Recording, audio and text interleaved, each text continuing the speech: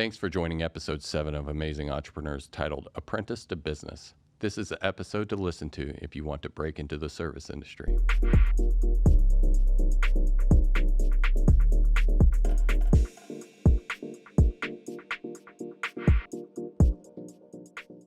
Hey, welcome back to another episode of Amazing Entrepreneurs. I am super excited for this episode. I know everybody says that, but I genuinely am. It's my pleasure to introduce today's guest, Derek Lewis of Razorback Electric. So with that, tell us a little bit, a fun fact about yourself. Thanks, Mike. It's good to be here.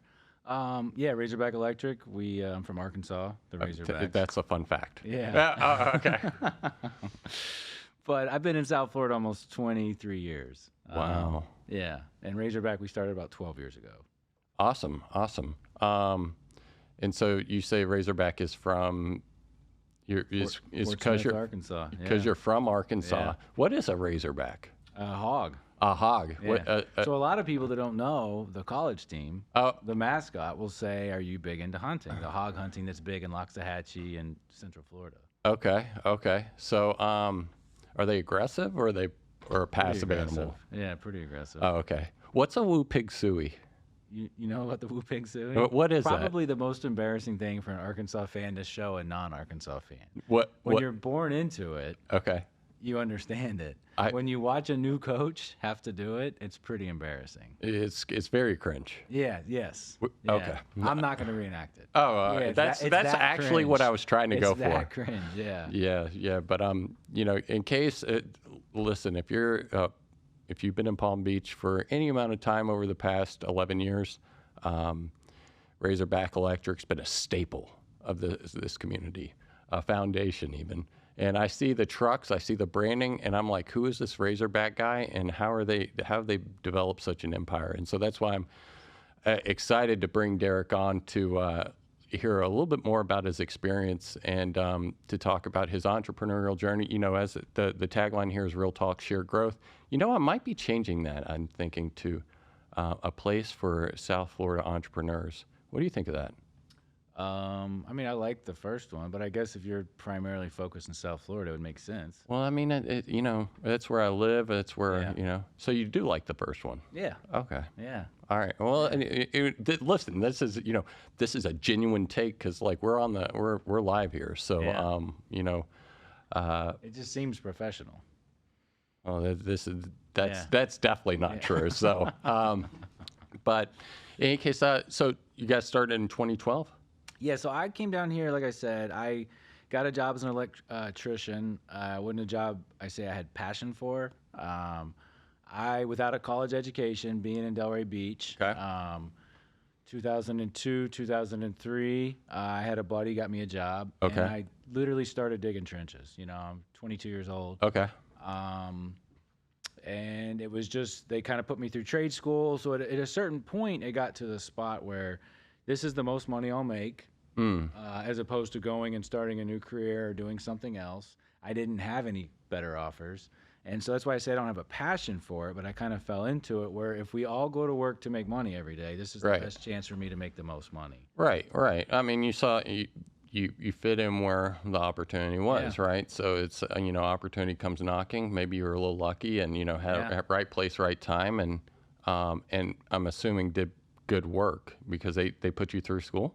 Yeah, so a lot of contractors will pay for your trade school if you'll stick with them. So I had a good contractor. He stuck me in school, and you just show up, you show up for work every day, you show up for school every night, and you grind through it. And I tell kids today, we take kids out of high school and we put them in school, and I say, listen, if you look at these next 4 years of trade school and apprenticeship like you would look at college, you might make $15 an hour now, but you'll be making $30 an hour in 4 or 5 years if you put the work in. You know? So you'll be 22 years old, essentially, when you would be getting out of college, making decent money with no loans, no student loans or anything. Oh, that's beautiful. And you'll have a trade. Well, $30 an hour is $60K a year. Yeah. And the median American salary is $45,500 repeating. Oh, so, wow.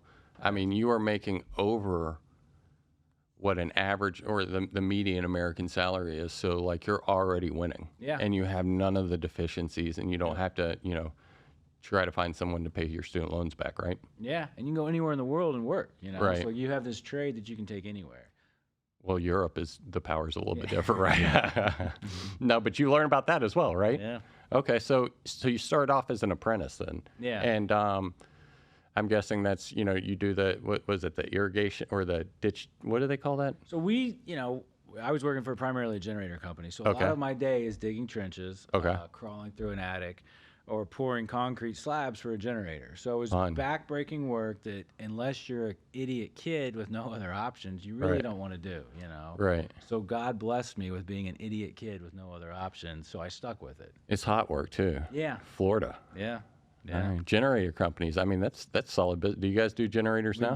We do. Yeah. Beautiful, beautiful. So, so they ended up putting you through school. I'm assuming, like, what does that typically look like? Do you have like do you sign on for, hey, I'm going to be with you guys for X amount of years in order for you to leverage?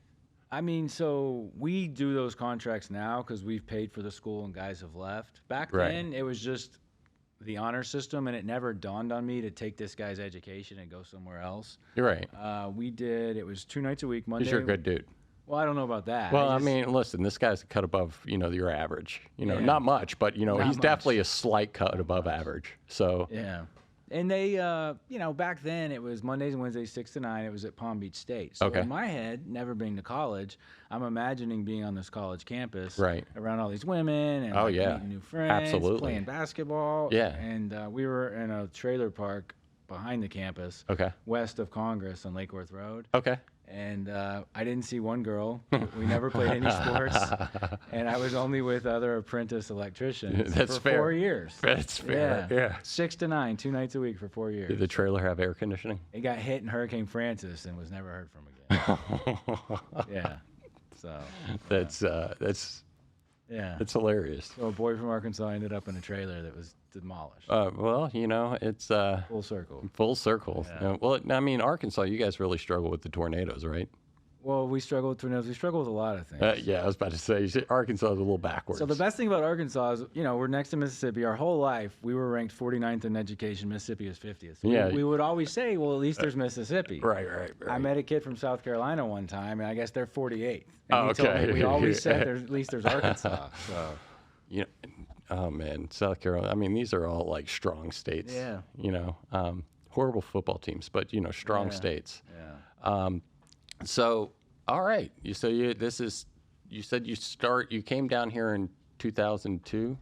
Originally in '99. Oh. I came down here, full disclosure, to get sober. Okay. I was in trouble with the law in Arkansas. Came down here in '99. I was 18 years old. I stayed a year and a half. Wow. I got out of trouble. I went home. Okay. I stayed there for 2 years. Okay. Got in more trouble, and I came back. Yeah. And I came back in 2003. And that's when I got the job, and I stayed down here, ever since then. So 20 years consistently. So. Oh wow! So 2003, and so you've been sober for. I got sober in 2010. Okay. I got 4 years sober in 2003. Okay. Fell off the wagon, as they say, and I got sober again in 2010, and that's when life kind of started changing. Yeah. I was a kid in 2003, and I didn't take things seriously. Right.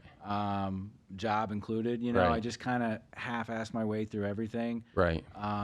So 2010, I had a wake-up call where I had to kind of look in the mirror and decide, at 27 years old, what am I going to do? Right. I tried my own businesses. I'd failed at sobriety, relationships. So I kind of had to look in the mirror and decide, when am I going to take responsibility and what do I want to do with my life? Right. Alcoholics Anonymous helped me with those little daily disciplines of getting my life in track. And when my life gets in track, everything else kind of falls into place. Yeah, no, in full disclosure myself, that I resonate with that. That's where we initially met, back in 2010, like me and you passed each other in the hallway. And it's like, I would say, I knew you were from the deep South, and I was from the deep South. So, it's always like a head nod, Tennessee, Arkansas. We might be related. Right, at least second cousins, so without a doubt. And so, that's it. And I found the same to be true.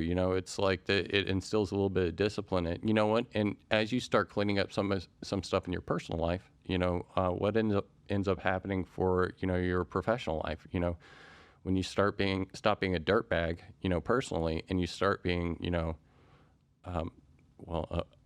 you start doing what people ask you to do, right? Yeah. You know, it's like, hey, I need you to show up to work on time. Yeah. You know, I need you to do your job while you're here. I need you to, you know, and you do these things and you do it repeatedly over a few times, you know, then you start having a little bit of success, right? Yeah. And it's so it sounds like that's exactly what happened to you. So when did you leave this?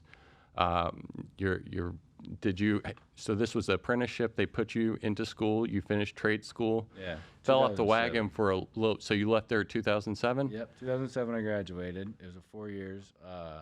2008 fell off the wagon, and I spent kind of 2 years trying to figure out what I want to do. You know, so the sobriety helps, but it kind of changed my work life, where as opposed to getting off work and rushing to drink or party or meet a girl, I would stay a little later at work. I wouldn't be hungover on Saturday mornings, and I would work on Saturdays. I started to pick up side work, which ended up becoming Razorback Electric. And I had an old man tell me, he's like, listen, Derek, if you work an hour extra day a week, that's 5 hours a week. If you get 5 hours on Saturday, that's 10 hours of overtime. If you get 10 hours of overtime a week times 50 times a year, and so he kind of started doing the math with me and the numbers, and I was like, holy cow, just cleaning up a small area of my life and giving that extra hour a day not to rush to drink is going to, you know, put a lot of money in my pocket long term. So. Right. And so you started.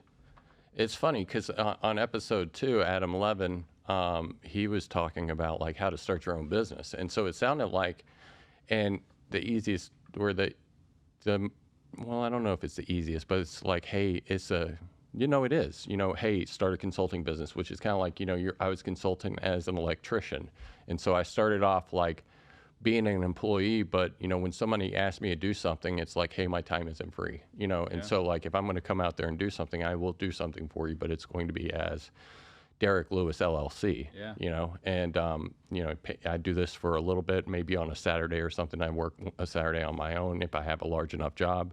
You know, I start developing that relationship with vendors and distributors and stuff like that until you can fully cut it over and make the jump, which is, you know, actually, you know, a story that let's dive into that. You know, so you were doing that kind of on the side in 2007, 2010. Well, really true from 2004 or 5 on. Once I was able to do it, I just couldn't get anything off the ground. Right. It was purely side work. 2010 and 11, I've kind of changed my life. I'm looking at myself in the mirror, and I've decided I want to do something different. And I'm just hustling up side work. I'm handing out cards. I'm at Publix. I help an old lady with her cart. You know, I give her a card. You know, I help somebody with their gas. I'm trying to hustle a business, so every night and every Saturday and Sunday I'm working for Razorback. Monday through Friday I'm working for a contractor here in Boca. And back then the economy wasn't great, so this guy in Boca was like, hey man, I don't have work for you on Friday. You got a side job? Yep, I do. You know, so I was very blessed that he was very understanding / in a bad spot, and I was able to kind of fill my days like that. And so at the time I'm just trying to get 40-50 hours a week to get myself out of this financial hole I put myself in, you know. So it was out of sense of just like urgency and obligation, you know, just hustling. Gotcha. So do you still talk to him? Yeah, we're friends. Okay. Yeah. He was very good to me, you know. Yeah. I mean, it sounds like you guys had a nice relationship. He's still in business, still doing his thing, and still doing generators. And you know, hey, look, if you're going to be in something, generators in South Florida is probably the place to be. So hurricane CS, you know, I saw this morning we got one coming up. So it's tough because you got to pray for hurricanes, you know. So you know, it does. Or being a roofer, you know, being a roofer in South Florida is apparently lucrative. So maybe I'll get a roofer on here too. You know any? I'm sure you do. Yeah, I'm sure you do. So okay, so when was so you're picking it up, you're hustling, you've got this. You know, what was your first? Would you say break? You know, so I had a buddy, he's actually my neighbor, and I got sober with him, and he, you know, he sees me working, he sees me doing this, and he's like, dude, get the LLC. Like, I've already passed the school from the apprenticeship. He's like, just finish your license. Like, what are you doing working out of your pickup truck on weekends and stuff? And I had a certain fear there that to take that next step and be official, but he kind of pushed me into it, and thank God he did, because once you're lettering a truck and you have the T-shirts and people feel like it's so much more legit. You know? You branded. Yeah, so once that kind of happened, he pushed me to another level that I'm internally grateful to this day for. We would have got there, but he definitely was like, dude, let's do this today. Like, Right. I know an attorney. Let's get this set up. Right. You know? Right. So this was the summer of 2012. Beautiful. And we just, we're true grassroots. Like, I'm working out of my house. I'm renting out of the garage. It's just me. Hire a second guy part-time. Then he comes on full-time. Yeah. Then we get the second van, and then I hire another guy. So we've just kind of built it up to, 65 vans today, 130 guys. But we started just one at a time. We never bought or hired until we had the workload. We overflowed, we did more, and we just kind of kept mushrooming. Yeah, that's tough. And, I definitely a little bit, here in a second, want to get into, how growth like happens and, where, how somebody can navigate quickly, so it sounds like he gave you, maybe I would have gotten there, maybe I wouldn't have gotten there, but it sounds like, you, and I find this as like a common characteristic is like people are willing to, who are successful in this are willing to listen, consider, and then do, right? Yeah. And as opposed to like, hey, maybe I'll kick this around, maybe I'll get around to doing it at one point in time, but now it's time to strike on that, and sometimes we do learn, and how much, maybe I would have learned it later, but how big, how much impact would that have had, how, would Razorback be where it needs to be at this point in time, and so you LLC'd, you guys got your own, I'm assuming you applied for EIN, you started building business credit. You said it's all grassroots, so you guys did this all debt-free? Or Yeah, so the way I've always looked at it, and maybe it's being a poor Arkansas kid, is like, if I can't afford it, we don't want to buy it, I mean, that's not a bad way to look at it. Used work van, pay cash, make sure the guys are paid weekly. Supply houses pay off daily if we need to, so that's the way I've always kind of operated. So. Right. No, that's definitely their out to go. Speaking of which, we're going to pause real quick, do a quick read, and then we'll jump back into it, okay? So today's episode is sponsored by OHMazing Tech. So are you expanding and is onboarding starting to become a challenge? Are you concerned about security and have no idea where to start? Are you considering hiring IT staff to handle your growing technology challenges? Well, then look no further than OHMazing.tech, your one-stop shop for your fully virtual IT department. With OHMazing Tech, we specialize in creating a stress-free onboarding process for your new users. Once onboarded, leave the technical stress of managing your environment to us. Our team of skilled experts is dedicated to keeping your systems running smoothly 24/7. Focus on what you do best while we handle the technology needs. From VCIO services, technology procurement, and CRM management, we handle it all for all one low monthly rate. Experience the ease of managed IT services with OHMazing Tech. Visit our website at OHMazing.tech. That's OHMazing.tech. Transform your IT worries into amazing results. And, coming back to it, so this is 2012. When did you, that first employee is super expensive, right? I mean, yeah, we got lucky because it was a kid from Arkansas. Oh, okay. Yeah, down here trying to get sober, and he kind of had a part-time job at night, so I'd use him on a Monday for half a day, a Tuesday for a full day, and a Thursday for a half day. Right. What I realized, though, is the more I could use him and do the busy work, and I could go get other jobs and do other things to be profitable, it started freeing up my time a little bit. Right.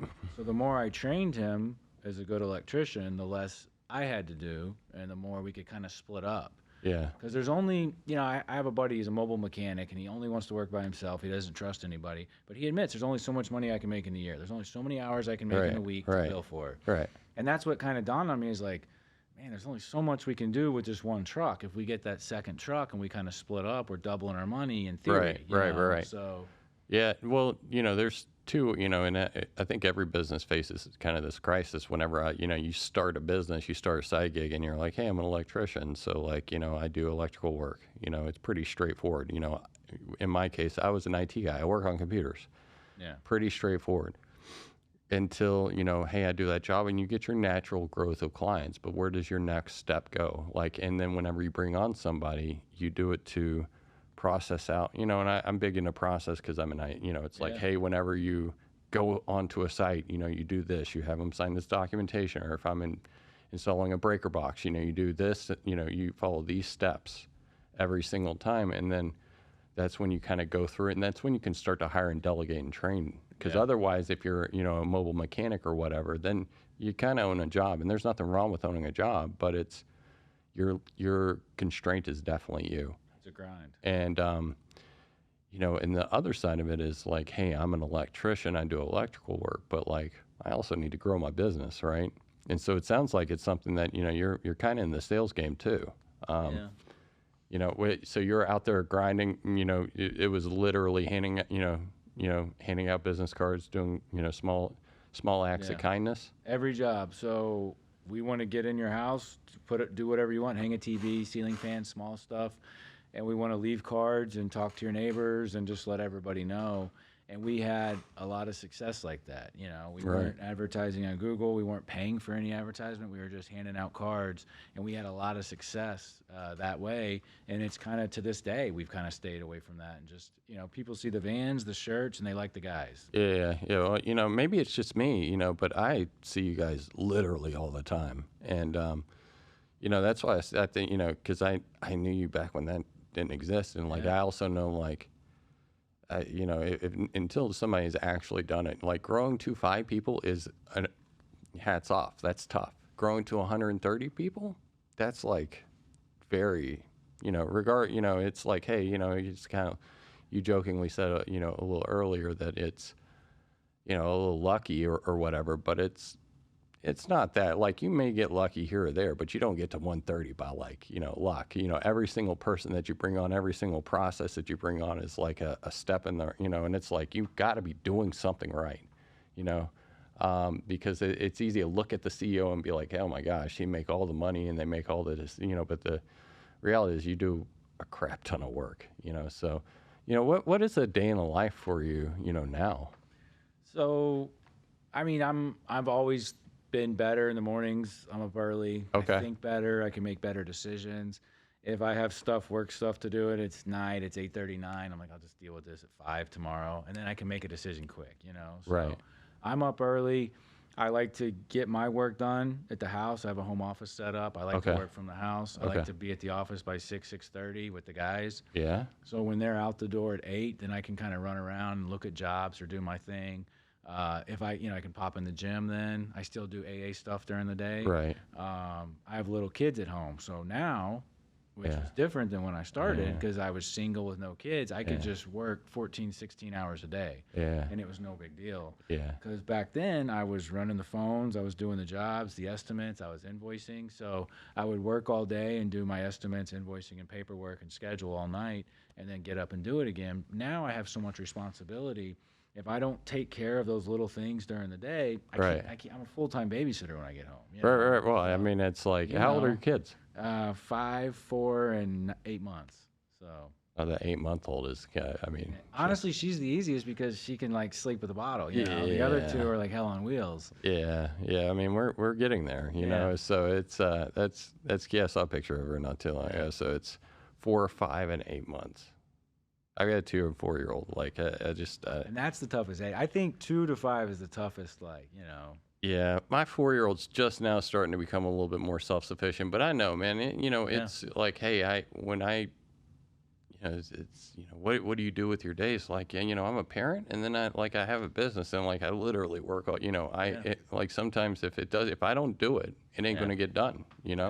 And so, especially if I haven't delegated it. So that's why it's like, hey, it's important that I, put the process into place to give to somebody so they can do it on my behalf, like invoicing or, and then make sure that it, gets done correctly because it's money. It's important. And that's a big thing. So for me, my phone, it would be the number on the T-shirt, So for me to get a new phone number and hire a girl and sit at a desk, was a big deal. Like, I didn't realize how much time that freed up. Right. To hire somebody that did invoicing and bookkeeping, like it took so much time got freed up, and I was able to get more jobs, to get real estimators where it wasn't just me, So every little thing, like I started realizing, and unfortunately it took me longer than it should have, is like the more we hire and delegate, like you said, the more time I can get free, get more jobs, and we can kind of keep growing, you know? Well, it kind of goes back to the, what you had said earlier. It's a willingness to hear something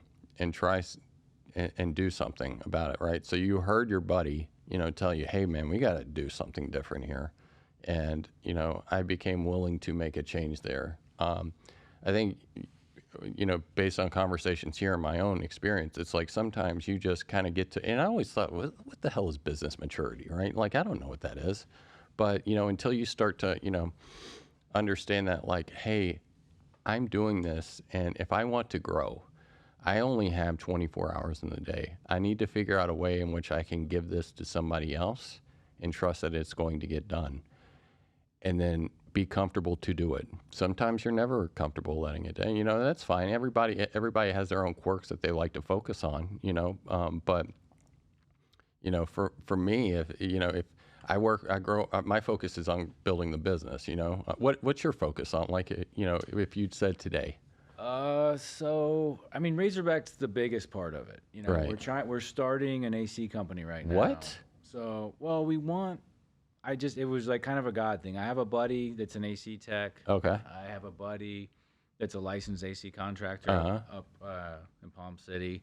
And so he's going to qualify Razorback for an AC company. So we're going to try to flood the electric customers with AC service stuff, Yeah. So, I mean, you might as well ask, right? yeah, so they're doing it. They're setting up a truck now, and the kid's going to come and work with us. So it's one tech, and one guy's going to kind of do the office stuff. But the office guy's already Razorback, So we're not putting too much into it, but we're just going to see where it goes, I love the idea because it's like at some point in time, it's like, because you never know until you try it. It may fail miserably.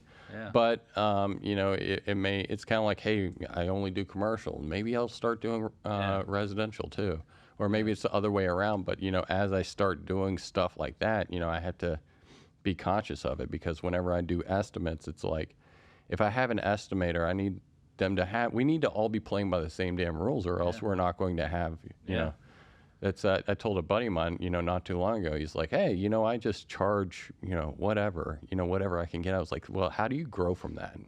Yeah. Because it's impossible, until you like define like, hey, when I come on site, we have a site visit fee for this amount. We charge X amount. We do, hey, I need to run 5 runs here, 10 runs there, whatever, this many, I don't know. I'm not an electrician, but it's like, do you guys have, is it similar to something like that? And what we kind of do is we try to base it some of the jobs are on time. How much is it going to take 2 guys to do this? The bigger ones, we started doing new construction probably 3 or 4 years in. We kind of just fell into it. So we were able to start, we went from just electric service to new construction. Okay. During COVID, there was Wait, they said 3 and 4 years ago? 3 or 4 years into the business, 2015. So 2015, you started doing like new builds. New builds, like new houses, or in residential. Residential. Yeah. Okay. Residential, and we hired a guy that was good at it. I'd never done that as an electrician. So, right. But what I realized is if I can hire somebody smarter than us to run it, and what we've had good luck with is the Razorback name has been good to us, and we feel like I don't know how. People, I'm playing. People if it's trusted the volunteer electric, that. But you know what? Volunteer's free. So I'm a Tennessee fan for our listeners. So Tennessee Volunteers, he's Arkansas Razorback. So we in Arkansas, it's friendly banter. Tough couple decades in the football team. Oh, brother, I feel you on that. Yeah. Like, it's been a miserable experience. Yeah. Like we were talking off the air, and I was like, I don't even know if I can. I don't know if I'm sober enough to watch college football, because it's a problem. Yeah, it's a problem. Between screaming kids, stress of a business, and like Tennessee getting their ass kicked. It's like one of the. It's tough. Yeah. It's tough. So you guys hired in somebody, and they kind of, is that how you kind of expanded like all your routes? It kind of doubled the business. So it split off. So even in our office today, it's like 2 businesses. Okay. And the same thing in COVID. There was a void for commercial electricians. We'd always turn down commercial. Oh, that sucks. Yeah, and so our thing is like, well, we didn't have a guy that was good at it. So if we bid it and we sent guys that weren't qualified, we were going to lose money. Have you done that? Yeah. Oh, yeah. Well, that. Well, I mean, everybody thinks that you're like, because we went through like our own growth processes. Like, we do software development projects, so we do scope of works too. So we do bids, and so we basically bet on ourselves. Yep. So like based on what we understand it to be. And it doesn't matter if I could collect $10 million off of my bids. If it cost me $10.5 million to deliver the services, I've lost money. Yep. And that's happened to us before. Yeah. So Same you got, here. Oh, yeah. so you gotten, you gotten burnt, but it takes some discipline to know when to, because like if you're new and you're desperate, it's like, hey, I'd take every job that I could possibly get. Yeah. I never want to say no. Yeah. But it takes a certain level of discipline to be like, no, bro. It's like, is there one that sticks out where you really got your ass kicked? I know you can't say like individuals, but can you give it? Yeah, early on, so I bid something. It was a window company in Riviera Beach, and we lost bad. And it was almost like an ethical decision: do I try to mark up a change order? And I told the guys, let's just eat it. Let's just move on. It was my fault. And I feel like the karma comes back on that, where, right. Listen, everybody's not going to hit a home run every time. People are going to strike out. You're going to underbid stuff. But I always tell the guys, just get on base. Just get a base hit. We don't have to hit a home run. Just keep trying to get on base and push this thing forward. Believe in the karma, God, whatever you want to call it. This is going to work out if we do right by people, if we take it on the chin here and there, because it's our fault if we're being honest. Right. No, it's, God, karma, it sounds like, you kind of instill this like, hey, if I do the right thing to always comes back. Yeah. Well, I mean, it sounds like, whenever you're initially handing out the cards or whatever, it's just like, but it's like, hey, some people, every company in the world, it's like, hey, we do good work, because it's like they're, because I was talking about, by the way, nice plug. I was talking about mission and vision statements. If you guys aren't a part of our groups where we talk about podcasts and entrepreneurial growth, join the groups in the link below in the show description. Also visit Razorback Electric. If you ever need electrical work, top-notch guys, great guys. But join our groups, have some back and forth on it, because like, what makes you guys, what's different? What's kind of the differentiating factor with you guys? But, from you and like, hey, your first hire is somebody in recovery. We're kind of in the recovery scene down here. And we are almost a redemption story. It's like, hey, if we do the right thing for the right reasons, then it's going to come back. And if you're instilling this in your team and they're maybe redeeming themselves in their personal life, is that kind of like the mantra of your? Yeah, and probably now I would say a third of them might be in recovery, especially what we call the labor crew. Okay. It's 6 to 8 guys digging trenches, pushing generators. Like, it's hard. Yeah. And they turn over a lot, but the ones that stay, we'll get them in school, move them on electrical truck. So that's beautiful. We just want them to see light at the end of the tunnel. Like, there's work hard and you'll get rewarded, which I think everybody, we should all live by.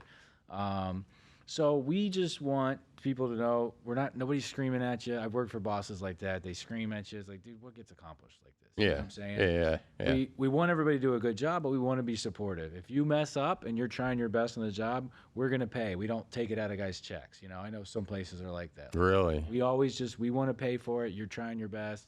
So that's just our big thing is, the culture, whatever you want to call it. Like, I'm not a real big believer in that word, but it is what it is. I guess it is. Well, I mean, it's, it's culture, theme, mantra, it's like if someone comes in and it's be like, what is Razorback Electric, and it's, and I agree with you, because like some of it's like nonsense, but I did a read about like mission and vision, and mission to me is like, what are you doing right? What are you trying to accomplish right now? And vision is like, if you accomplish that for 5 years, that's what your vision will be. So it's like, hey, I want to provide, and part of it, we have an internal and external. Like, we want to have a place where people can grow.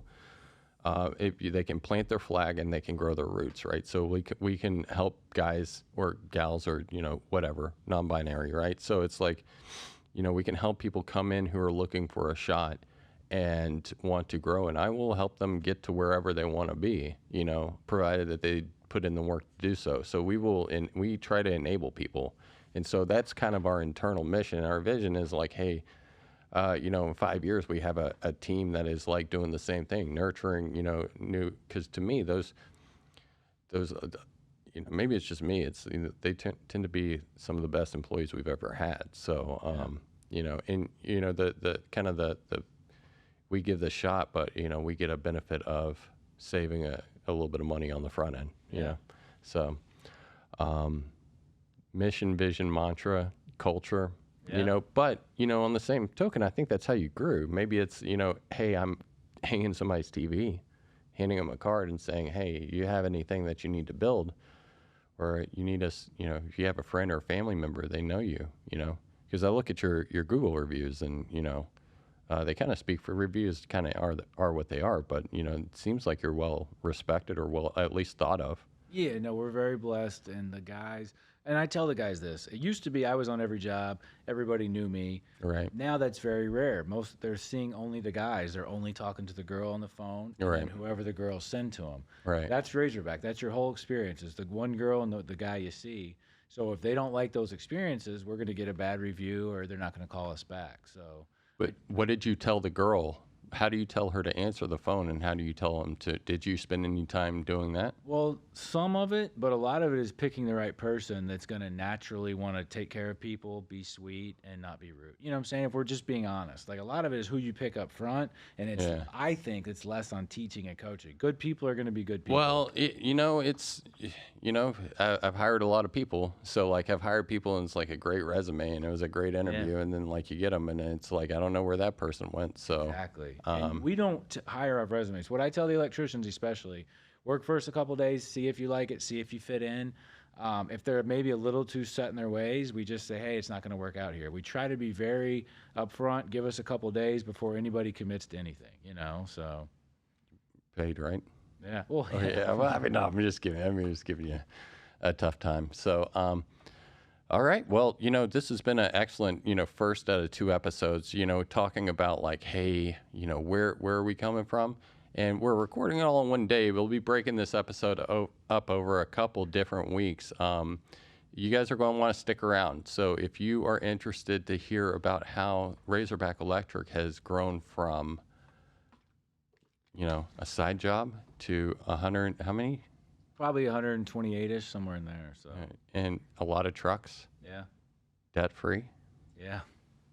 I mean, I know I'm excited to hear about like some of the growth challenges and struggles and the successes. So, and also maybe dive in a little bit more into that. Maybe they're taking over the AC world too. So we'll see.